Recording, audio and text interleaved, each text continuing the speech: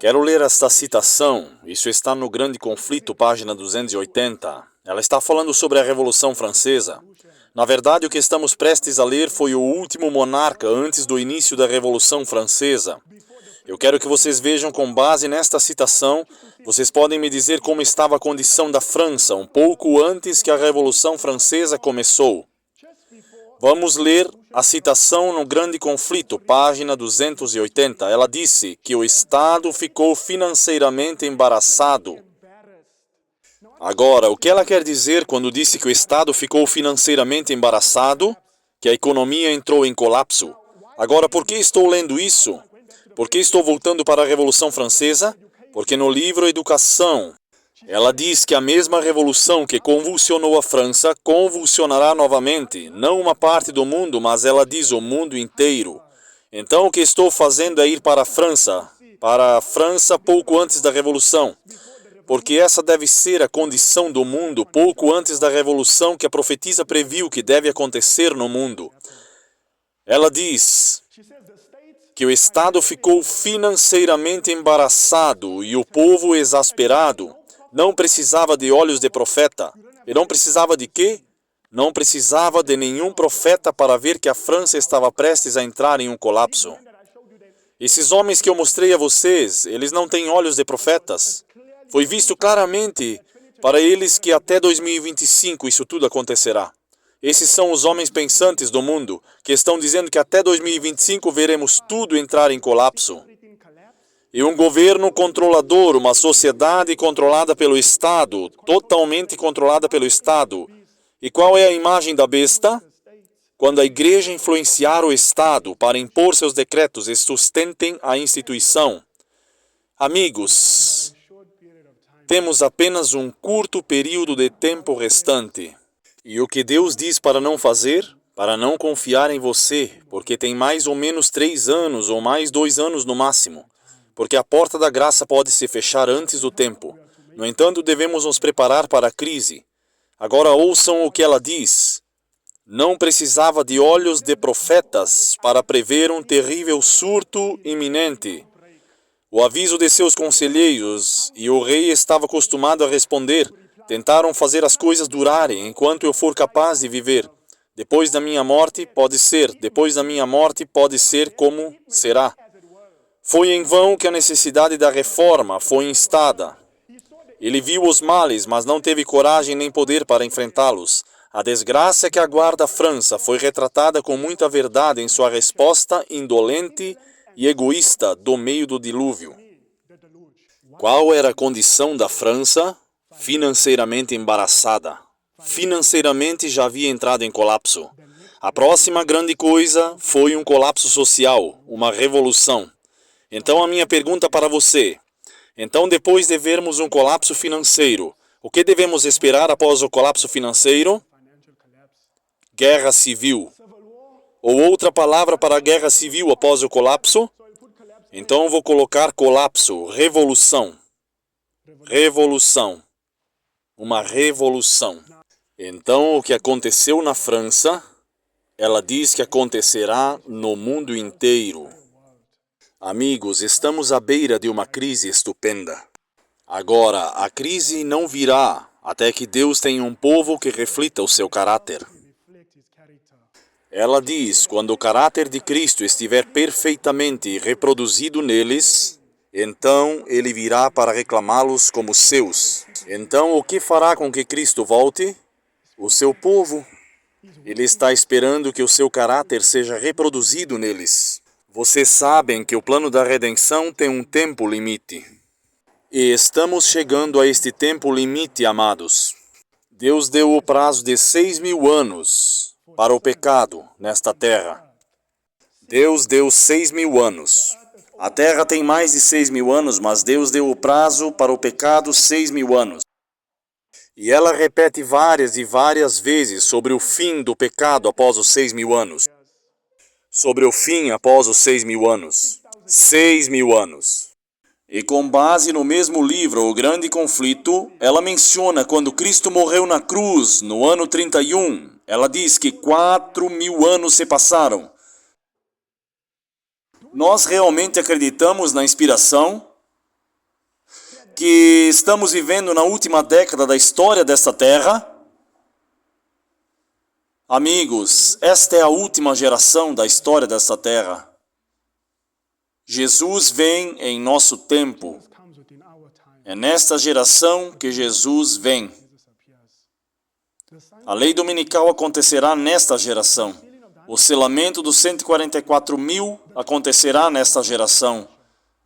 A porta da graça se fechará nesta geração. Aqueles que vencerem o pecado, não é um jogo, vencerão nesta geração. Todas as promessas de Deus alcançarão o auge do cumprimento nesta geração.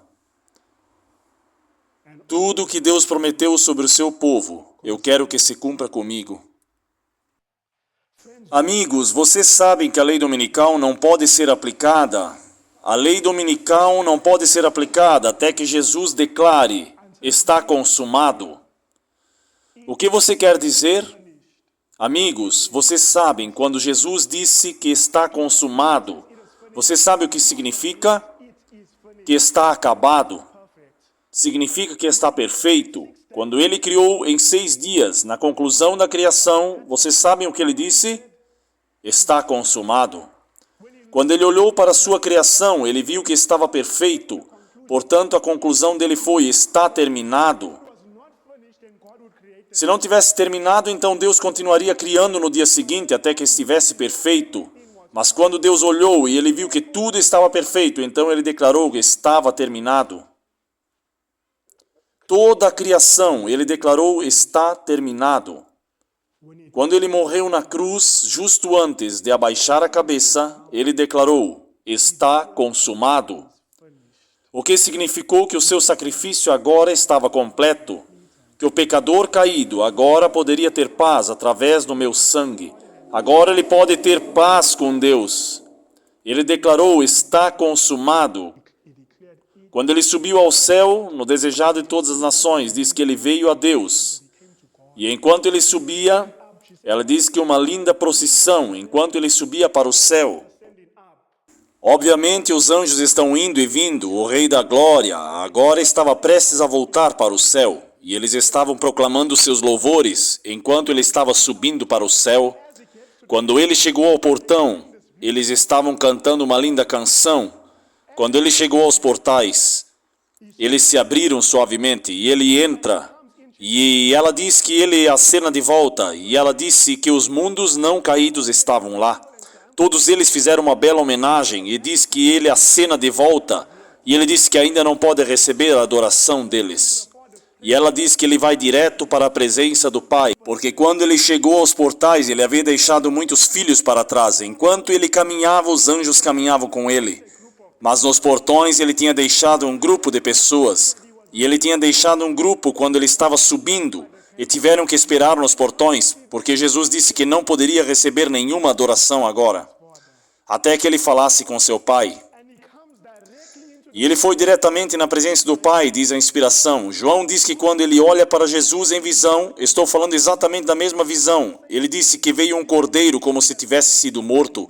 A profetisa descreve exatamente semelhante a João, que quando ele foi para o Pai, ela diz que ele aponta para o grupo do lado de fora.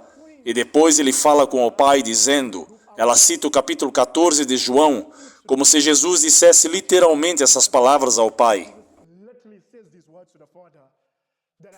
Que aonde eu estou, eu quero que eles estejam comigo. E então ela diz que ele aponta para a sua cabeça. E ele está falando com seu Pai, e ele aponta para as suas mãos, e ele aponta para os seus pés, e para o seu lado, e ele mostra ao seu Pai como ele foi ferido, e como sangrou por essas pessoas. Não por aqueles que estavam em cima, mas por aqueles lá embaixo, por nós. E ela diz que o Pai se levanta do seu trono, e ela diz que ele abraça o seu filho, e clama para que todos os anjos de Deus o adorem.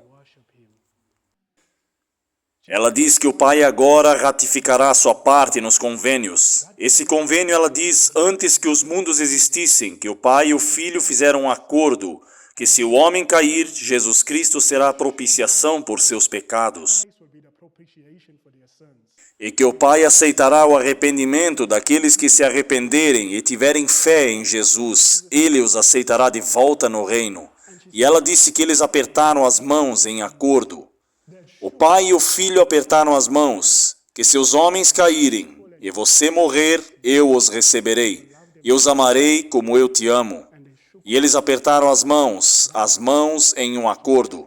Agora ela diz, depois disso, Jesus prometeu continuar com aquela promessa que ele e seu pai fizeram, quando eles apertaram as mãos. A promessa ele cumpriu, mas não está completamente cumprida. Ele prometeu ao seu pai que ele faria um homem mais precioso do que o ouro da oferta. Este é o trabalho que ele está fazendo agora no santuário acima. Ele está procurando tornar o homem mais precioso do que o ouro dourado da oferta. Eu vou torná-lo mais precioso do que o mais alto de todos os anjos. Esta é a promessa que Jesus fez. Isso é parecido com o quê? Se parece com um caráter que é idêntico ao caráter de Deus. Esta é a obra que ele está fazendo, que está sendo realizada no santuário celestial. Jesus só pode permitir que a lei dominical seja imposta quando ele declarar ao Pai a respeito de sua igreja: está consumado. Fiz o homem mais precioso do que o ouro dourado da oferta. E aí a lei dominical virá. Alguém pode dizer, mas ele não realizou isso em minha vida. Significa que simplesmente não cooperamos. E todos com base em Levítico 16, que não afligiram suas almas. Levítico 16 diz que eles foram cortados. Vocês sabiam que o corte do povo de Deus dentro da igreja será na lei dominical? A lei dominical será a sacudidura final, que faz com que todos que não afligiram suas almas e não abandonaram o pecado de suas vidas, eles serão cortados e irão receber a marca da besta. Amigos, se Deus permitir que a lei dominical venha em 2025, agora não estamos dando datas só para ficar declarado. Não estamos dando datas, mas porque eu digo 2025, mostramos a vocês os homens pensantes. Isso é o que eles dizem, os homens pensantes. Eles dizem em 2025. Agora nós não achamos que seja 2025, dissemos mais ou menos 2024. Agora os homens pensantes foram mais misericordiosos conosco. Eles deram um tempo extra. Um tempo extra. Agora, se estamos dizendo se vier em 2025, eu estou dizendo que estamos atrasados em preparação. Estamos muito atrasados.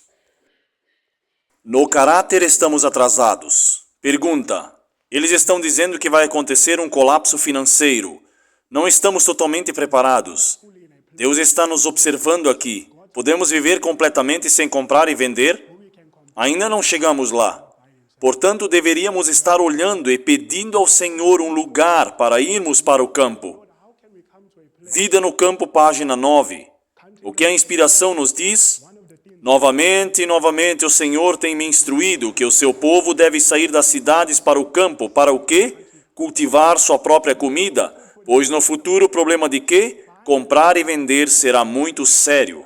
Não deveríamos preparar amanhã, devemos agora começarmos a obedecer às instruções que nos foi dada. Ela diz para ir para as áreas rurais, onde as casas não são muito amontoadas, onde vocês estarão livres da interferência dos inimigos. Amigos, uma crise está chegando. Nós precisamos nos preparar. Agora, não me interpretem mal, eu não quero que vocês fiquem confusos. E, portanto, venham a concluir, vou fazer a preparação, portanto, vou gastar 247 cultivando comida. Você e sua comida, você receberá a marca da besta. E essa comida não será boa para você. Você deveria saber, pode construir uma arca e não faz nada mais. Você não está preocupado com o caráter. Você não prega e constrói uma arca. Deixe-me dizer algo. Você pode construir a sua arca, mas você será engolido pelas ondas.